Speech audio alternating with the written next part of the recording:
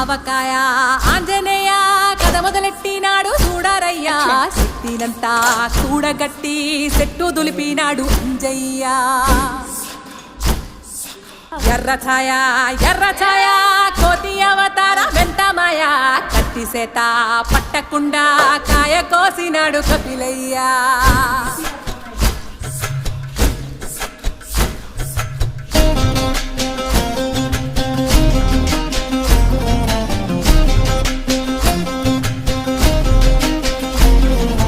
అంజనమ్మ ముందు పంజుల్ పుంజుల్ సీడి మామిడి ముక్కలు కుప్పల్ తెప్పల్